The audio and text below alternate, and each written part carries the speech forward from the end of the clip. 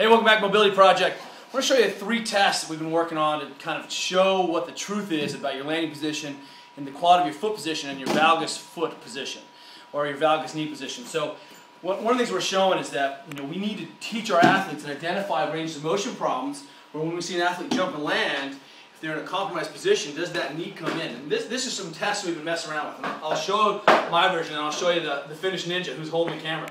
So one of the things we talked about before is just jumping and landing from this position. You can use your hands, down, up, and land in a full squat. And do you land with a stable ankle, without a collapsed foot? Where's your knee at? Right, in those tight, kind of closed packed positions of the joint, you close those circuits down. Okay? You can obviously jump very high and kind of get around that, but that doesn't really examine what the true hip compromises are. So check the second one out.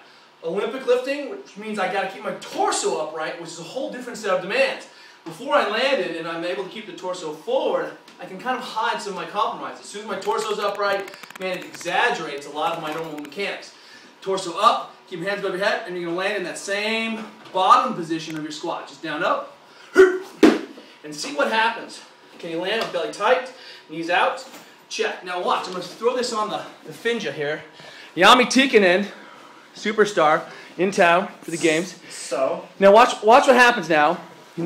He's going to go, wait, hang on, save that one. So I want to show you, Jami, jump up and land with your arms above your head, but land high. So you see, knees out, ankle, good position. He's got a good solid arch here. That's a fine position. Now, go ahead and land deeper, and let's see what happens. And there, he still lands a little bit high, still hip crease below the knee. Now let's see that in the full receiving position. Oh, bam! And you start to see he's really working hard.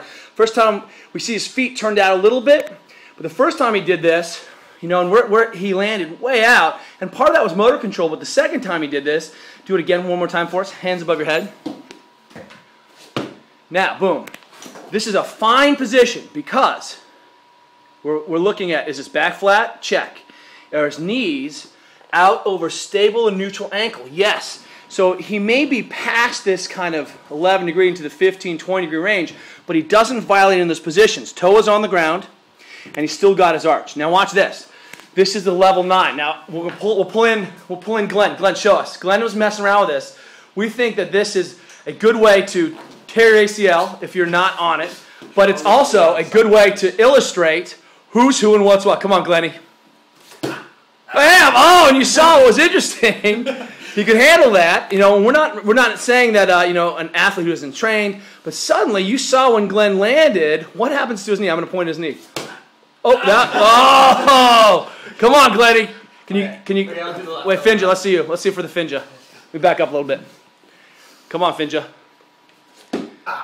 And you see what happens. He is better, and now you really exaggerate what's happening on that foot. And that's why this pistol is a really important piece in our repertoire of athletes, this dynamic. I know this is tough. You're going to go to your good leg, not your stunt leg. Oh! There it is. Glenn, what you got? Come on. But you can see what's happening with the mechanics. Oh, there it is. He sticks it. Foot in a good position.